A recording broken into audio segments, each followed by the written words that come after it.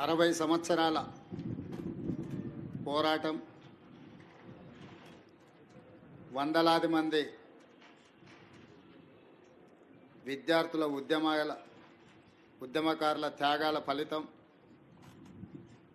తెలంగాణ రాష్ట్ర ఏర్పాటు. తెలంగాణ రాష్ట్ర ఏర్పడిన తర్వాత గత 10 సంవత్సరాలలో నూతనంగా ఏర్పడ్డ తెలంగాణ రాష్ట్రం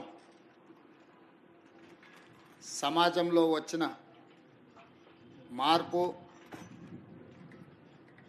ప్రజలు అమాయకుల యొక్క బలహీనతను సొమ్ము చేసుకోవాలనే దురాశపరుల నేపథ్యంలో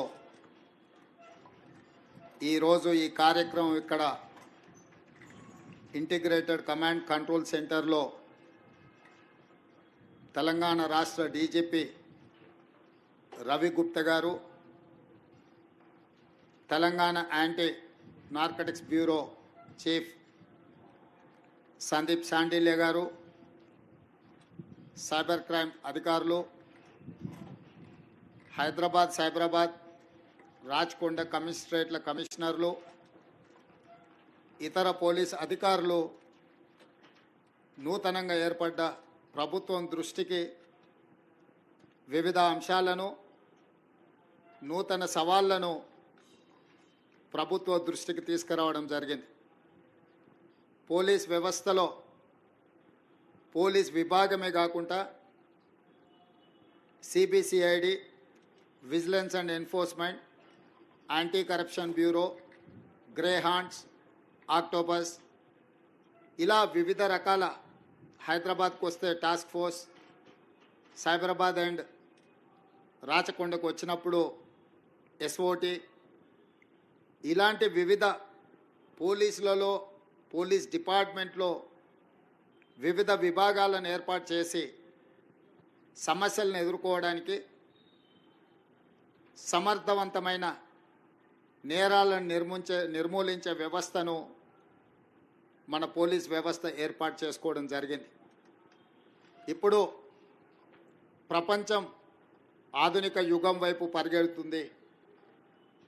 ఈ ఆధునిక యుగం వైపు పరిగెత్తే సందర్భంలో నేరగాళ్ల యొక్క ఆలోచన, ప్రపంచంలో వచ్చిన సాంకేతిక పరిజ్ఞానాన్ని ఏ విధంగా అయితే అభివృద్ధి కోసం సాంకేతిక పరిజ్ఞానాన్ని మనం ఉపయోగించుకుంటున్నామో, సాంకేతిక నిపుణులు ఉపయోగించుకుంటున్నామో, నేరగాళ్ళు కూడా ప్యారలల్గా సేమ్ వ్యవస్థల్ని ఆర్థిక నేరాల కోసము, ఇతర నేరాల కోసం వినియోగించుకుంటున్నారు. ఈ నేరాలను దృష్టిలో పెట్టుకొని ఈ నేరాలను నియంత్రించాలని ఆలోచనతోటి అధికారులలో నైపుణ్యాన్ని పెంచడమే కాకుండా ఆత్మస్థైర్యాన్ని నింపడం మా ప్రభుత్వం యొక్క బాధ్యత. ఈ నేరాలను నియంత్రించే క్రమంలో ఇందులో పనిచేసే సిబ్బందికి కానీ, అధికారులకు కానీ అవసరమైన అన్ని వసతులను ఏర్పాటు చేయడం అనేది ప్రభుత్వం తీసుకోవాల్సిన బాధ్యత.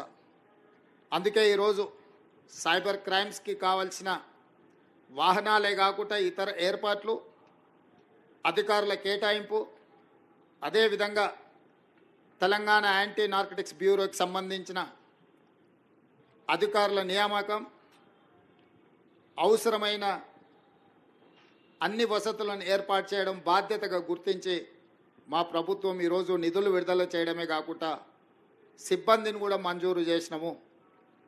ఈరోజు ప్రపంచం ఎదుర్కొంటున్న biggest crime is cyber crime. Cyber క్రైమ్లో ఇంతకుముందే మా అధికారులు చెప్తున్నారు, అమాయకులు, చదువు లేని వాళ్ళు, సాంకేతిక పరిజ్ఞానం లేని వాళ్ళు బలి కావడం లేదు.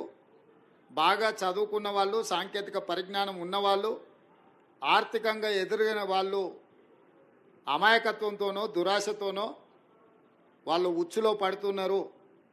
వాళ్ళని కాపాడడానికి 1930 ఒక కాల్ సెంటర్ను పెట్టి అక్కడికి వచ్చే ఫిర్యాదుదారుల వివరాలను కూడా ఎవరికి వివరించకుండా దానికి సంబంధించిన నేరాలను పరిష్కరించడంలో మా సైబర్ క్రైమ్ సిబ్బంది ఈ మధ్యకాలంలో దాదాపుగా రికవరీ చేసిన సొమ్ము 31 కోట్ల రూపాయలు బాధితులకు తిరిగి అప్పచెప్పడం జరిగింది. మనస్ఫూర్తిగా మా సైబర్ క్రైమ్ డిపార్ట్మెంట్ని నేను అభినందిస్తున్నా. ఇంకా సమర్థవంతంగా మీరు మీ విధులు నిర్వహించాలి. ఎవరైతే నేరాలకు పాల్పడుతున్నారో ఎంతటి వారైనా ఏ రకమైన క్రైమ్ అయినా వదలడానికి వీల్లేదు. గతంలో ఐపీసీ సెక్షన్స్ ప్రకారం రేప్ అండ్ మర్డర్ని సీరియస్ క్రైమ్ కింద చూసేవాళ్ళం మనం. ఆ నేరాలకు ఎక్కువ శిక్షలు ఉండేటివి. ఐపీసీలో చాలా వరకు వాటికి సంబంధించిన వివరాలను పొందుపరిచింది. ఇప్పుడు గవర్నమెంట్ ఆఫ్ ఇండియా ఐపీసీ సెక్షన్స్ను కానీ ఐపీసీని కానీ సమూలమైన మార్పులు తీసుకొచ్చింది. ఇప్పుడు కొత్త సవాళ్ళను ఎదుర్కోబోతున్నాం. భారత ప్రభుత్వం తీసుకొచ్చిన మార్పులను, చట్టాలను, నిబంధనలు వాటన్నిటిని కూడా మన అధికారులకు వివరించడమే కాకుండా ఇందులో కూడా శిక్షణ ఇవ్వాల్సిన అవసరం ఉంది. ఆనాడు రాజ్యాంగం రాసుకున్నప్పుడు తీవ్రమైన నేరానికి మర్డర్స్ని కానీ రేప్లను కానీ మేజర్ సమస్యల కింద చూసాను. ఈరోజు సైబర్ క్రైమ్ వాటికంటే పెద్దదిగా మారింది.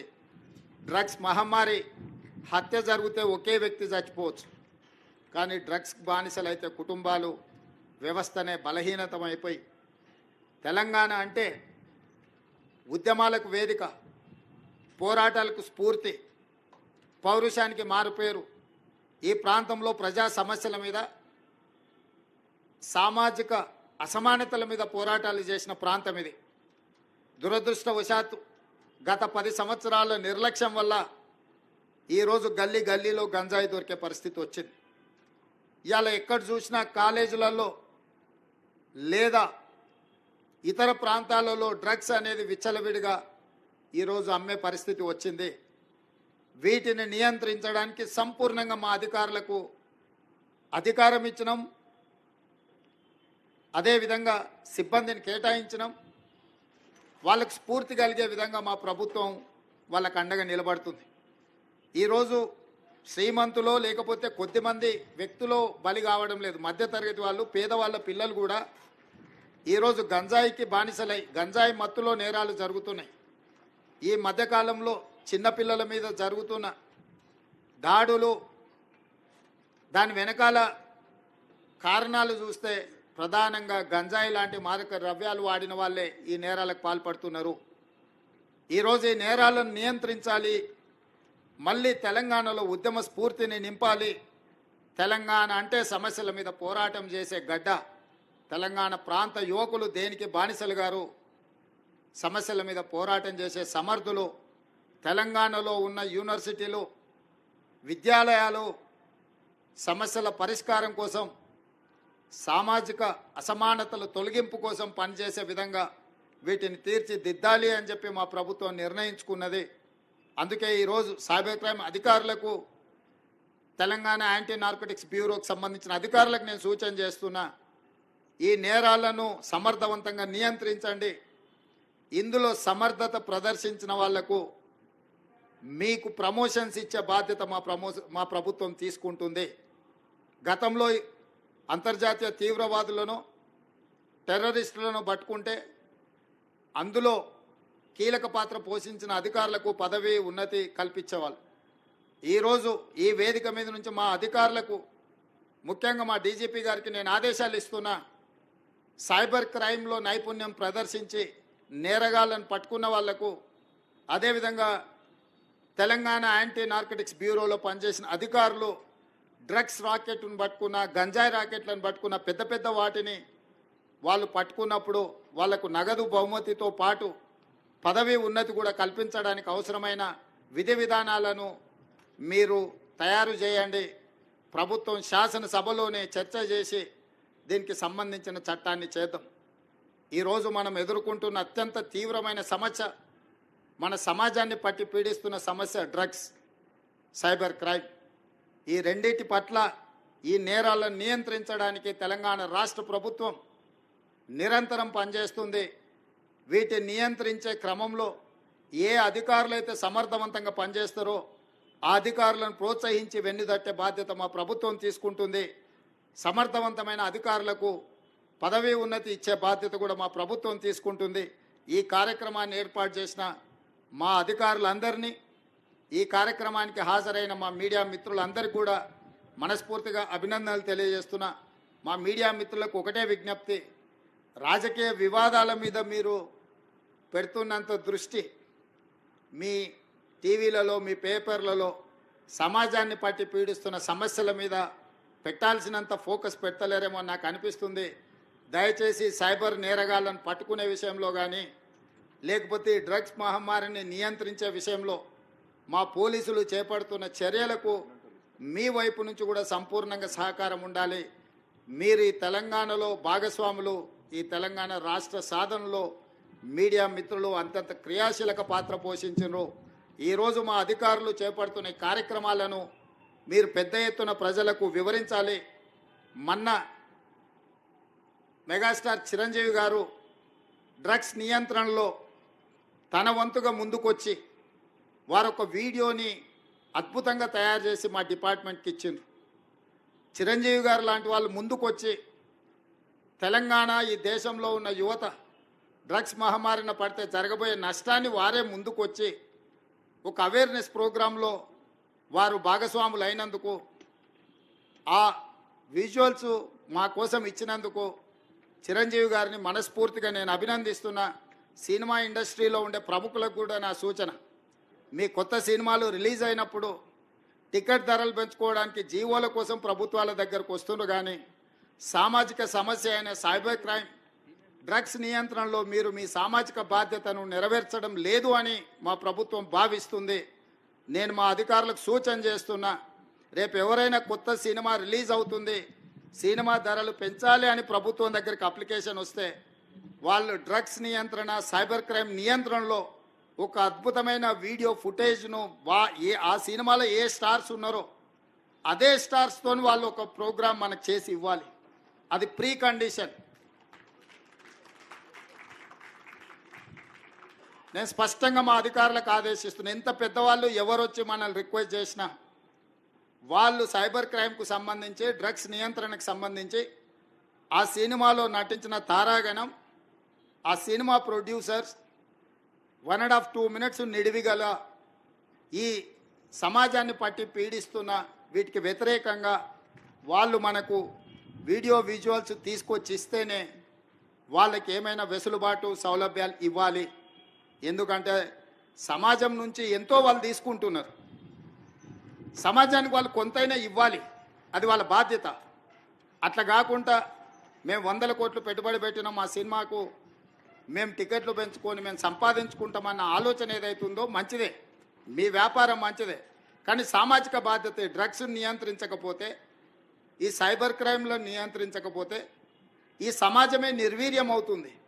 ఈ సమాజాన్ని కాపాడాల్సిన బాధ్యత, ఈ సమాజానికి సహకరించాల్సిన బాధ్యత సినీ పరిశ్రమ మీద ఉన్నది. కాబట్టి ఎవరైతే ఏదైనా ఈ ప్రభుత్వం నుంచి ఏదైనా సహకారం కావాలి అని వస్తే వాళ్ళు సమాజానికి సహకరించాలి. ఇది ఒకటే మా ప్రీ కండిషన్. మా అధికారులకు కూడా నేను సూచన చేస్తున్నా. And at the same time మా సైబరాబాద్ కమిషనర్ అవినాష్ మహాంతి గారికి కూడా నా సూచన, ఎందుకంటే మ్యాక్సిమం సినిమా షూటింగ్స్ మీ ప్రాంతంలోనే అవుతాయి లేదా రాచకొండలో అవుతాయి. వాళ్ళు సినిమా షూటింగ్లకు పర్మిషన్కి వచ్చినప్పుడు మీరు ఈ రిక్వెస్ట్ను వాళ్ళ ముందు పెట్టండి. వాళ్ళు ఏమన్నా సినిమా తీసుకొని, కానీ ఆ సినిమాలో ఉన్న తారాగణంతో ఈ డ్రగ్స్ నియంత్రణ కోసం, సైబర్ క్రైమ్ నియంత్రణ కోసం 1.5-2 minutes నిడివి కలిగిన చిత్రాన్ని మనకు ఒకటి వాళ్ళు తయారు చేసి మనకి ఇవ్వాలి. అట్లా ఇచ్చిన వాళ్లకు ప్రత్యేకంగా రాష్ట్ర ప్రభుత్వం వెసులుబాటు కల్పిస్తుందని మీరు చెప్పాలి, వాళ్లకు సూచన చెయ్యాలి అని చెప్తూ, రాష్ట్రంలో ఉండే అన్ని థియేటర్ల యజమానులకు కూడా నేను ఐఎన్పిఆర్ డిపార్ట్మెంట్కి ఈ వేదిక మీద నుంచి ఆదేశాలు ఇస్తున్నా. ప్రతి సినిమా థియేటర్లో తప్పకుండా సినిమా ప్రారంభానికంటే ముందు సైబర్ క్రైమ్కు సంబంధించి, డ్రగ్స్ నియంత్రణకు సంబంధించి న్యూస్ రీల్ల రూపంలో ఉచితంగా మీరు ప్రదర్శించాల్సిందే. అట్లా ప్రదర్శించిన థియేటర్లకే భవిష్యత్తులో అనుమతుల విషయంలో కానీ ఇతర విషయంలో కానీ ప్రభుత్వం సహకరిస్తుంది. నేను చిన్నగా ఉన్నప్పుడు ఎప్పుడు సినిమా థియేటర్కి వెళ్ళినా ప్రధానమంత్రులు, ముఖ్యమంత్రుల విదేశీ పర్యటనలు లేకపోతే తీసుకున్న గొప్ప కార్యక్రమాలకు సంబంధించిన వాటిని చూపించేది. ఇప్పుడు ఆ సామాజిక బాధ్యత నుంచి సినిమా పరిశ్రమ, సినిమా థియేటర్ల యజమానులు ముందుకు రావడం లేదు. వాళ్ళందరితో కూడా మీరు ఒక సమావేశాన్ని ఏర్పాటు చేసి INPR department, police department, fire safety department మీరు అందరు కలిసి థియేటర్ల యజమానులను, సినీ పరిశ్రమకు సంబంధించిన ప్రముఖులను పిలిపించి ఒక ప్రోగ్రాం ఏర్పాటు చేసి వాళ్ళతో చర్చించి మన ప్రభుత్వం యొక్క ప్రతిపాదనను వాళ్ళకి వివరించి తర్వాత వాళ్ళతో నాకు ఒక సమావేశాన్ని ఏర్పాటు చేయండి. మన ప్రభుత్వం యొక్క ఆలోచనను, విధానాన్ని వాళ్ళకి చెబుదాం, వాళ్ళ సహకారం తీసుకుందాం.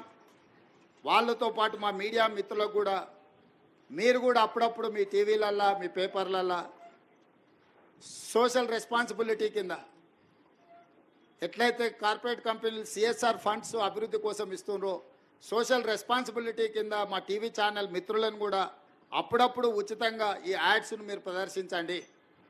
ఎందుకంటే ఇది ఎవరి కోసమో కాదు, సమాజం కోసం, సామాజిక బాధ్యతతోని మనం చేపడుతున్న బాధ్యత. మన కోసమే కాదు, మన పిల్లలు, వాళ్ళ భవిష్యత్ తరాల కోసం మనం చేస్తున్న ఒక కార్యక్రమం. అందుకే మీడియా మిత్రులను కూడా నా విజ్ఞప్తి, మీ టీవీ ఛానళ్ళల్లో కూడా ఈ ప్రముఖ సినీ తారలు తయారు చేసి ఇచ్చే సెలబ్రిటీస్, స్పోర్ట్స్లో ఉన్న వాళ్ళు కూడా ఎవరెవరైతే పివి సింధు కావచ్చు, సానియా మిర్జా కావచ్చు, ఇట్లా చాలామంది క్రీడాకారులు, వాళ్ళందరి నుంచి కూడా ఇట్లాంటివి సపోర్ట్ తీసుకొని వాటిని టీవీలలో ఉచితంగా మీరు ప్రదర్శించాలని ప్రభుత్వం తరఫున విజ్ఞప్తి చేస్తున్నా. మీ అందరి సహకారం ఉండాలని.